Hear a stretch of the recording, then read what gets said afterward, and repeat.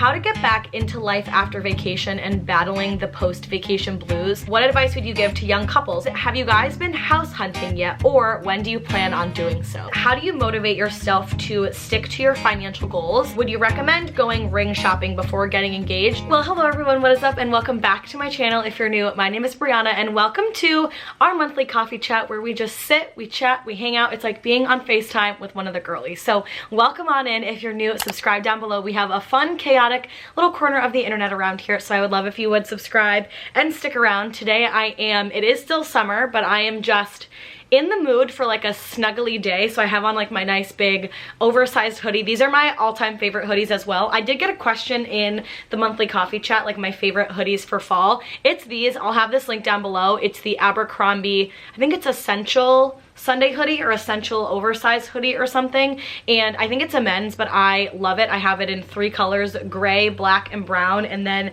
this upcoming fall I definitely want to invest in another one because I live in this hoodie all year round. But let's get into the monthly coffee chat. I headed over to my Instagram, I think it was yesterday, asking you guys for some questions and topics for the monthly coffee chat, and I'm so excited to dive in and get into it today. Today is August 1st. You're actually seeing this on August 2nd, so I have just gotten back from vacation. You'll see all of our vacation vlogs after the coffee chat because I want to get those out in chronological order, but I wanted to get a coffee chat out before, like, I didn't want to miss an August coffee chat, so either way, chatty segment. But let's get into this month's coffee chat. You guys asked some really good questions, so many for this monthly coffee chat that this one was probably one of the first monthly coffee chats where I was like, oh my god, how am I gonna actually answer all these questions? So I didn't. There was at least, I think, 50 to 70 questions. There were so many, which just like makes my heart overjoyed. I used to do coffee chats and I would get 5 or 6 questions, and now I get so many more because our little fun community here is growing. But we've got lots of different questions today, so let us just dive right in. Let's get into it. Grab yourself a beverage, a snack, and let's hang out like we're chatting on FaceTime. I just filled up a water because I had a liquid IV this morning. I'm very dehydrated post-vacation, so hydration is key. So first and foremost, let's get into it. These are going to be in no particular order, but first is, what is something you want to focus on for the remaining part of this year?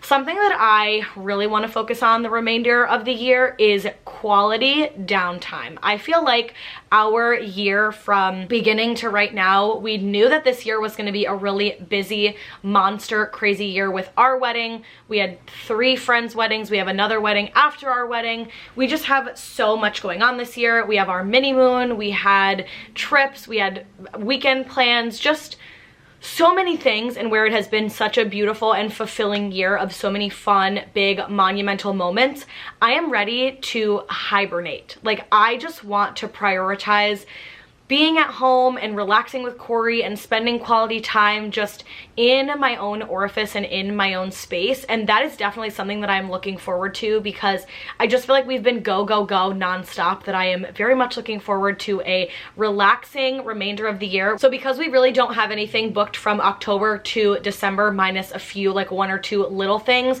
I am really excited to focus on just relaxing and enjoying our own home space and slowing down and living a little bit of a slow life for the remainder of the year. Next question was heart results. Hope that you're doing well. So thank you for asking about my heart. So if you're new here, I ended up having a really large bout of anxiety back in February through almost like middle of March, and it was pretty debilitating, to be honest with you. And I did end up wearing a heart monitor about 1.5 months ago, and all my results came back normal. So it was really just a really large bout of anxiety and stress. I am doing so much better. I will say though that anxiety and stress has trickled in certain little aspects of life where normally right before I fly or right when we're taking off on a flight, like depending, normally like the 30 minutes before a flight or 4 to 5 hours before a flight, it's really only one of those two. I do get a little bit anxious and I get a little nervous. I don't know for what reason why, because I am a very much like predominant traveler. So this is something new that I'm experiencing with older age post the anxiety. So other than that, my heart results came back all normal, which was lovely, and I'm really happy that they all came back normal because it was a blessing that nothing else was wrong and internally going on. It was just stress and anxiety, and I am glad that we had some answers, and yeah, all heart results came back normal. The next question was just, how have you been? You guys, I have been great, and sometimes I feel guilty sharing on the internet that I have been feeling great, but I really have been. We've had a really beautiful last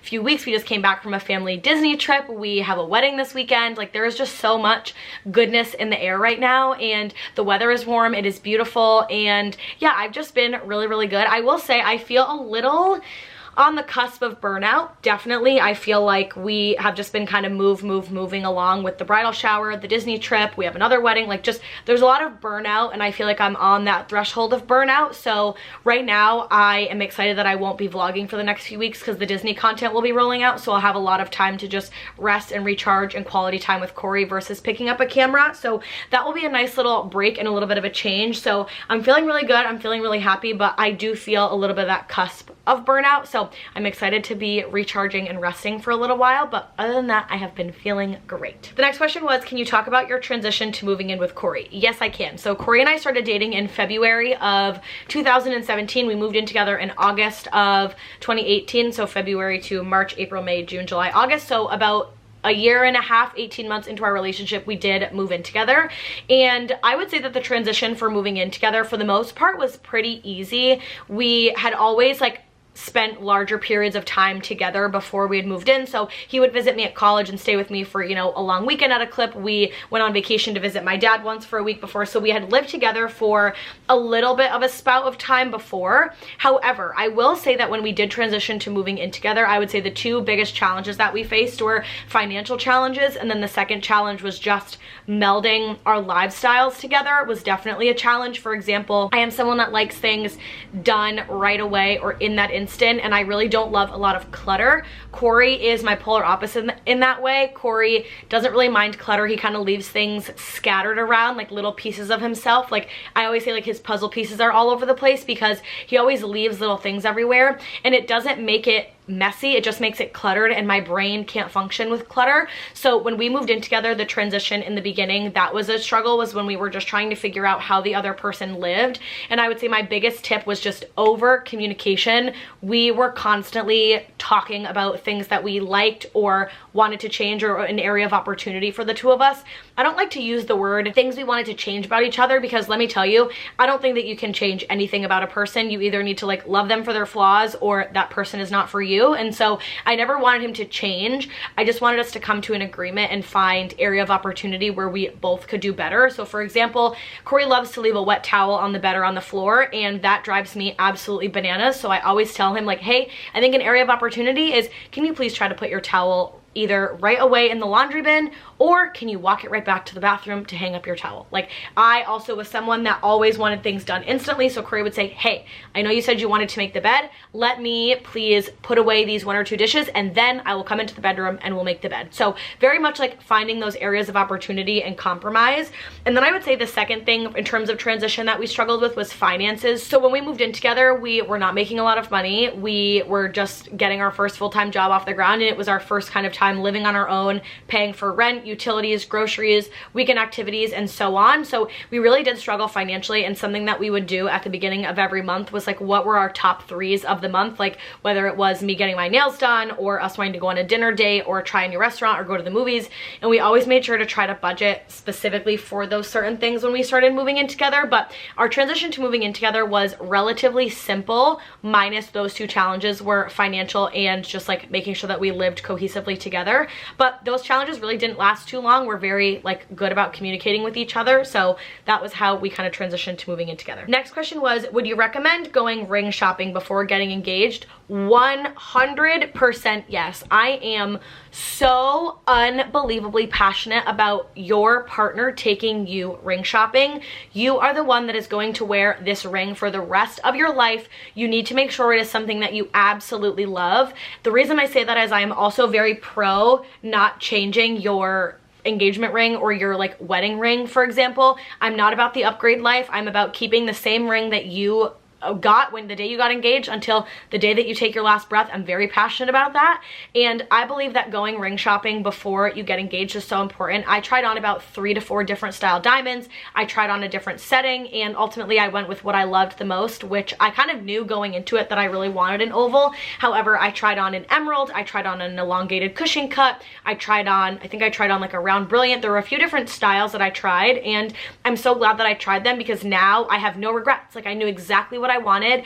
And I also think that if your significant other is going to be spending all this money on a ring, it should be something that you absolutely love. You don't want to get proposed to with a ring that you don't like. And that's just my own personal opinion, but I was very transparent about that with Corey, that it was important for me to go ring shopping before we got engaged. Corey agreed, and he planned our whole day to go ring shopping and look at diamonds. He was the one that kind of pushed that trajectory forward, but I was the one that said, when it is time for us to get engaged, I definitely want to go ring shopping. It was very important. The next question is, what advice would you give to young couples? We are currently in our 20s. So Corey and I are still in our 20s as well. We're in our older 20s, almost in our 30s. So I am 27. I turned 28 in November this year. Corey is 29 and he turns 30 in April of next year. And I think a big piece of advice is, I have two. The first one, especially when you're young, is never stop dating and like never stop flirting with each other. I think that was one thing that Corey and I just like really kept up in the beginning, was that honeymoon phase. And we're still in the honeymoon phase.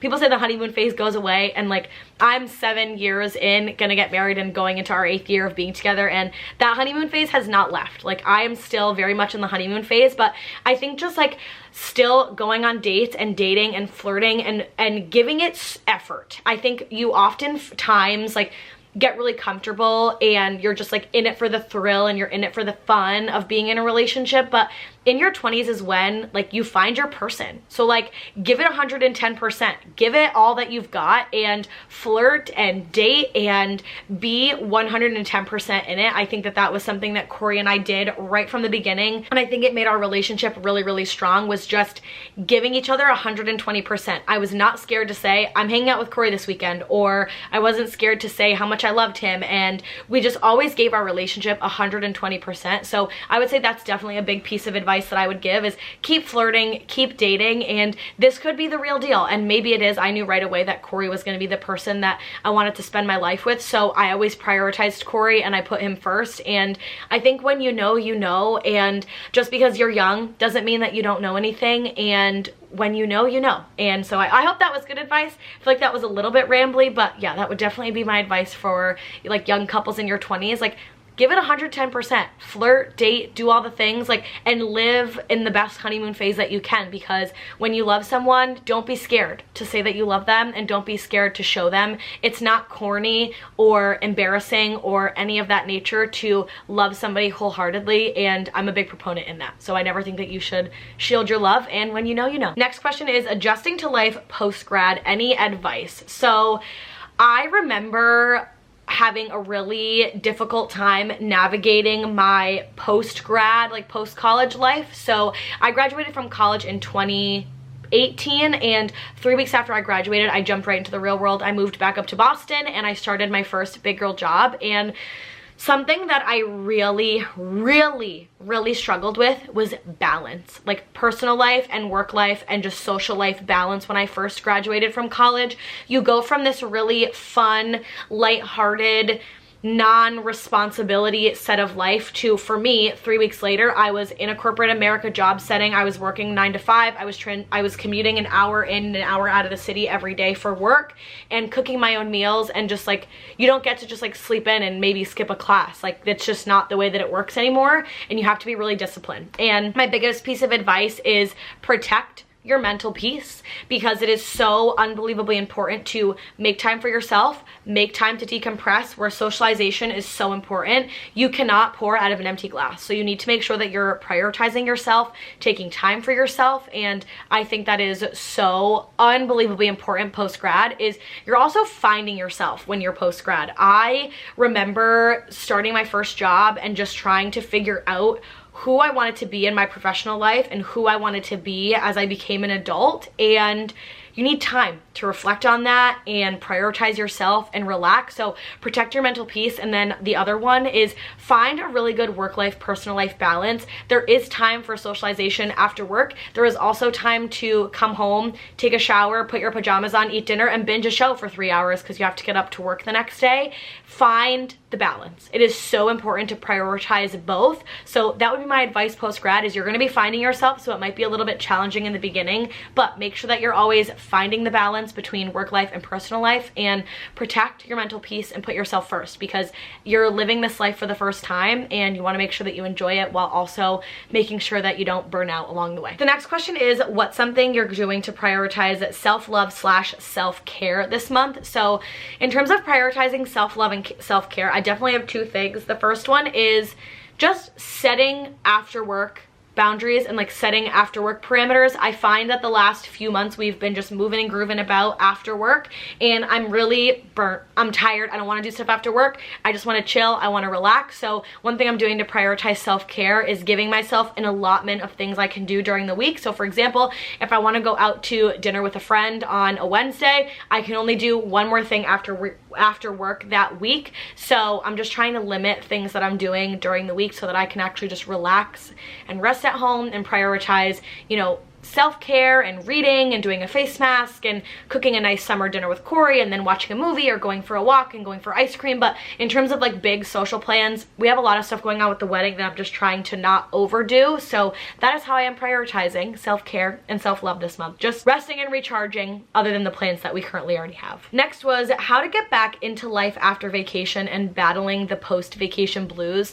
I definitely struggle from the post-vacation blues, especially because normally we fly home really late at night and we dive right into the work day the next day. And so I find that to be the hardest thing, is to dive right into work after vacation. So I definitely struggle with those post-vacation blues. But to start, definitely how to get back into life after vacation. I would say the two things that we do the day after we get back from a vacation to kind of kick us, like jumpstart us on like a really good trajectory for the week, is the first one is we always wake up at our exact same time, whether we're tired or not. We normally get up around 7:30. We make a nice iced cup of coffee and we talk about the 3 highlights that we have from our vacation. It brings us a little bit of joy back from the vacation, but it also is us in our normal routine of making an iced coffee or a coffee and sitting on the couch together and just chatting about our day. So we always talk about our 3 highlights from vacation on top of our 3 highlights that we're looking forward to over the next week, or even just day in general, to talk about regular life. So that is one thing. And then the other thing is we always cook a really nice, huge home cooked meal on our first night home from vacation. We never order in. We always cook every single time, no matter how tired we are. Last night was our first night home from vacation and we made pork tenderloin and rice and broccoli, and it was delicious. I was housing it down like a vacuum. And I just find that when we can spend a little bit of that quality time together in the morning and at night, it gives me a sense of routine, because we're always cooking dinner at night and we're always sitting on the couch in the morning together. So I feel like that is the perfect way to kind of cure those vacation blues, because it's the first day back, so you're talking a little bit about your trip, but you're also getting back into a routine. So that's definitely what I would say for how to get back into life after vacation and kind of getting over those post blues. Just bring that vacation back into your day-to-day life. We always cook a nice home cooked meal, and it just kind of puts us in a really good spot for getting back into regular routine and regular life.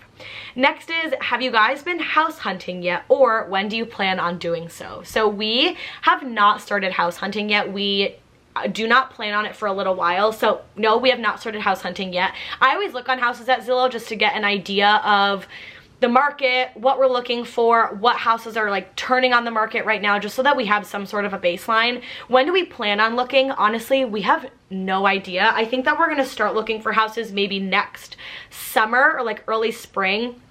I really don't have a goal in terms of when I want to be in a house. If anything, I guess I do have a little bit of a goal. I would love to be in our own house for Christmas of 2026. So like, or no, not 2026, 2025, next year, like next Christmas. However, if we don't get there, we don't get there. I'm really not putting a timeline on it. I think that societal timelines are just for the bees. Like, I just think they're shit, to be honest with you. I mean, we're already old enough, getting married a little bit older. We're not rushing to have kids. We're not rushing for a house.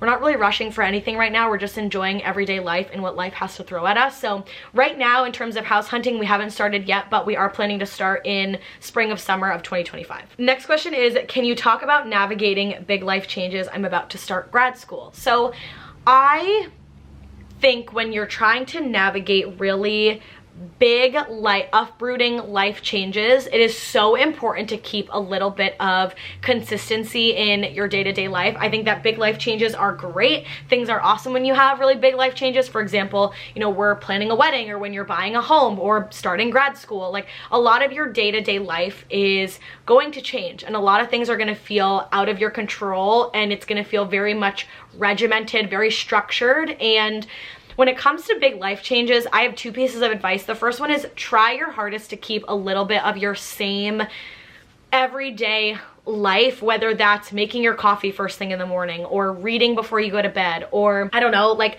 going out on that Thursday night bingo session, like whatever. That was really silly, but like whatever it is try to keep a little bit of that consistency when you have a really big life change coming. I find that when you uproot a lot of things or go through a lot of change in a short period of time, it can be very overwhelming, very anxiety inducing. So I recommend keeping a little bit of that stability in your back pocket. I think it is so just like unbelievably important to keep a little bit of that sameness with your big life change. However, my other piece of advice is go with the flow. Like, big life changes can be so scary and so overwhelming at the same time, but another piece of advice is ride the wave. Like, wherever life is going to take you on that next adventure, let that life change kind of mold you and shape you as the water of the wave is moving. There were so many big life changes that Corey and I had to adapt to when we got engaged, when we both started full-time jobs. Like, there are a lot of things that are going to change for you. However, it's really beautiful. Like, with every new season of life, this new chapter like blooms something new, and I'm such a big proponent in everything happens in life for a reason. So as you're going on this next adventure, just enjoy the journey, not the destination. Take every opportunity as it comes, and just enjoy while also trying to keep that same like fire inside of you as well, and keeping some of those same day mundane everyday things for a little bit of that normalcy. But big life changes are scary, but congratulations on starting grad school. That is a big accomplishment and definitely so exciting. Next question is, what would be my dream job? This literally, you guys, would be my dream job. If I could do YouTube full-time, I would 100% be living my best life. I would love nothing more than to be able to be full-time on YouTube. I love connecting with you guys. I love sharing my life on YouTube. I love sharing my life in general. Like, I would love nothing more than to be able to do this full-time. Do I think I would ever 100% quit my corporate job? I do not think so. I think if anything, I would go down to something part-time, but my dream job would be just being able to share my everyday life with you guys and get to work with really cool brands and just share my life online. And it's so silly because I never thought that that would ever be something that I would even be able to do in my life, and who knows if it ever would be. I mean, I just honestly loved getting to share my life with you guys, but 100% my dream job would be able to be sharing my life online and just being able to bring you guys along through the journey. I think that it's just so beautiful to be able to see other people living their life. And that even kind of sounds silly, but like, there are couples and people that I follow on, you know, YouTube and Instagram, and getting to see their accomplishments is beautiful. Like, I think social media is sometimes a really scary place, but I think it's often talked about that it's a really beautiful place too. Like, there's so many beautiful things that I've gained through social media and sharing my life online. So my dream job would be able to be doing it full time, with the caveat though that I would probably keep my corporate job always. I would just move down to part-time so I could do a little bit more YouTube. But yes, my dream job would definitely be doing YouTube full-time. Next question was, how are you feeling about getting married so soon? You guys, we get married next month. We literally get married in September. Can you even believe? Can you even believe you guys have been here through before engagement, during engagement, all of wedding planning, and no, I cannot believe that we are getting married next month. I am feeling so excited though. Like, I am feeling so excited to finally call Corey my husband. We joke about it all the time. I can't wait for him to wear his ring. I can't wait to have my wedding band. Like, I just can't wait to be married. It feels really good. I feel really excited. And in 100% transparency, I'm ready for the wedding planning to be over. I'm over it, to be honest. Any bride out there, like, I commend you. This is like a full-time job in and of itself, and I'm just ready for the wedding to be done and dusted. I love it and I'm excited to be a wife, but I want the wedding to be over. I don't want any more of the planning. I just want it to be done, and I just want Corey to be my husband. But I am so excited, and yeah, I can't wait for the day. It's gonna be the most perfect, beautiful day, but I'm definitely ready ready for the planning to commence for sure. Next question is, any tips for making online friends turn into real life friends? Love you and Carter's friendship. So I don't know if I necessarily have any tips and tricks. I think things just fall into place. Like, for example, Carter and I's origination of our friendship was Carter actually messaged me after I had posted like a Disney vlog series and said how much she loved my Disney vlogs and just like, I guess, shot her shot as my friend. And I remember getting her DM and just being like, oh my God, this girl is like YouTube famous. She's so cool. I love her. I want to be her friend too. And we just started messaging on Instagram and it just naturally kind of turned into a friendship, and then we went on a trip together, and now she's like literally my other half and like truly one of my best friends in life and one of my biggest joys that I have, and I just am forever so grateful for her. I would say any tips for turning online friends into real life friends though is like, share that you want to be their in-life friend, if that makes sense. You know, Carter and I got really close after a while, and we had always kind of said like, when we come and visit, like I would love to meet you in person, and I would love for us to be, you know, friends in real life and spend time together and like foster a friendship. And I also would recommend not forcing anything. Like, Carter and I's friendship blossomed so naturally and so beautifully in its own way that we never forced anything. I do have other friends through social media that I am close with. Caitlin, for example, is another great friend. That friendship blossomed really naturally and really beautifully, and we never forced it to continue. Brandon and Heidi, same thing. So I just recommend like keeping it, I don't know, this is kind of hard because every friendship that I've created through social media has blossomed really organically. So I think just being 100% authentically yourself, and I think sharing that you want to be like friendly or even sharing phone numbers is something that can kind of make your friendship turn into a real life friendship outside of, you know, social media and messaging them and sharing things. And yeah, so I would say obviously proceed with caution, but that's definitely, I guess, advice. I don't really know if that's advice, but I hope that it was helpful at least a little bit. Next question was, if you could meet any YouTuber in real life, who would it be? Jessica Braun and Tyler Braun and their family, because we would be the perfect foursome. And I think Tyler and Jessica are just like me and Corey, and I love Jessica. She's like my soul sister from far away, and I would just love to meet them. I think that they are so down to earth. I think they're so fun. They really remind me of Corey and I just love them. I think we would get along in real life. I think we would hang out in real life, and yeah, I would definitely love to meet them. So Jessica and Tyler for sure. And then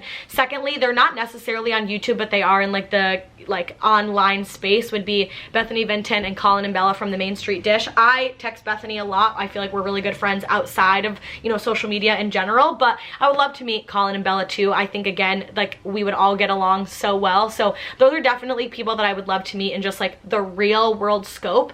And yeah, I feel like I get along, like I feel like Jessica and I are very similar, and I feel like Tyler and Corey are very similar, so I think the four of us would meld. I also think that, you know, Bethany is an absolute blast. I love her. I think she's hilarious, and I just love that her and I get to chit chat a lot. And I also love Colin and Bella. Like, I think they're so fun. I've never really met them or got to chat with them personally, but I would love to meet them in real life and get to spend time with them, because I think that we would all really get along, and I think that would be super, super fun. The next question is, how do you prioritize time with yourself, with Corey, and with loved ones? So it's a little bit easier for me to kind of prioritize self with loved ones and family right now because we are currently living at home, so we get to see my family a lot. However, we do prioritize family, Corey's side of the family, at least once, if not twice a month, whether that's for an entire weekend or a one-night stay or meeting at the beach for the day. So I think in terms of like prioritization, family, we always prioritize making sure that we see, whether it's once or twice a month. No matter what, we always will make time for family. That is number one. Number two, making time with Corey. Corey and I try to spend at least 2 nights a week just alone with each other. For example, tonight we're actually gonna do a really nice like home cooked dinner. We're gonna do puzzles together and just kind of chit chat about our last Disney trip and what we're looking forward to for, you know, future trips and stuff like that in general. So we always make sure to prioritize really dedicated quality time, because like sometimes after work I'm just really tired, so when we can make a plan that we know and we stick to actually dedicating time to each other, it's important to prioritize that. We do that twice a week, whether it's getting ice cream or just staying at home, going out to dinner, going to a movie. hanging out in the backyard where we're just like reading books together, but just even something really small. We always pick 2 nights a week where we are solely focused on each other, not really a lot of phone time, just really like harmoniously living together and like spending quality time together. And then in terms of quality time with myself and prioritizing quality time with me, I'm very vocal with the people around me when I will say, I need 2 hours of me time tonight, so you're gonna have to find something to do for 2 hours, or like find you time, or hey, it's the morning, I want 2 hours to myself to take my everything shower, read, do a face mask. I'm very vocal, and I always book that time with myself. And I always share it with those around me. I think it is so important to prioritize yourself and self-love and self-care, even if that's for an hour a day, 5 minutes a day, whatever that might be. I always try to, first thing in the morning when I wake up or right before bed, think about, okay, what am I gonna do for me today? What am I gonna do for me tomorrow, whether, like I said, it's in the morning or at night? So for example, today, I woke up this morning and said, what am I gonna do for me today? What I'm gonna do for me today is after work today, am gonna probably go for either a really nice walk, or I'm gonna crack open a crispy Diet Coke and watch an hour of YouTube while Corey is finishing out his workday, and that is my me time. For example, my me time tomorrow, which I will ask myself tonight, is like, what am I gonna do for me tomorrow?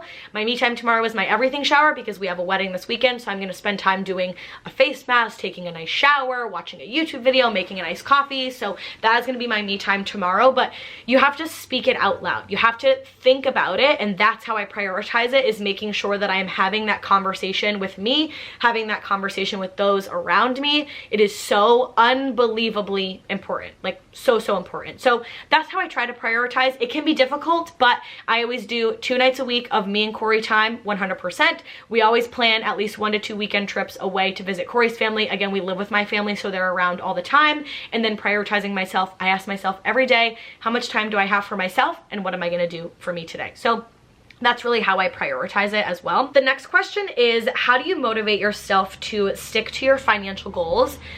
I struggle with this, to be quite honest with you, especially when it comes to like financial goals in general, because right now, to be fully transparent with you guys, we are not paying a rent. We're not paying a mortgage. We're not paying a rent. We pay my mom every month for like a chunk of bills for our family, for what we're using in the house, but we don't have these like thousands of dollars in, you know, rent or a mortgage right now. So it feels a little bit easier to stick to my financial goals because we have more not fun money, but money to set aside. And that's just being fully transparent in the stage of life that we're in right now. I think it is so important to have financial transparency online, no matter what stage in life you're at. However, the way that I motivate myself to stick to my financial goals is I do things in really small chunks, because I find that it is that little bit of serotonin when it comes to the financial goal that I become really proud of myself in. So for example, if I want to save, you know, $800 a month, I will take $400 from my first paycheck and $400 from my second paycheck. So that first $400 goes in, and I'm like, you did it, girl, like rock on, you did it, crush it, very good.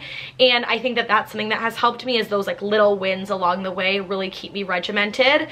I also think though, to be like fully honest, sometimes it's not about staying motivated, it's about being disciplined. And I think that's something that I had to come to the realization about the hard way, and that's something that Corey has really helped me with financially, is sometimes it's not about motivation and it's about discipline. And that's in a lot of aspects of life that Corey is really teaching me as we grow together in our partnership. Corey is one of the most disciplined human beings I've ever met. Like, he is so disciplined at the gym, so disciplined on his meal plan, so disciplined about his finances.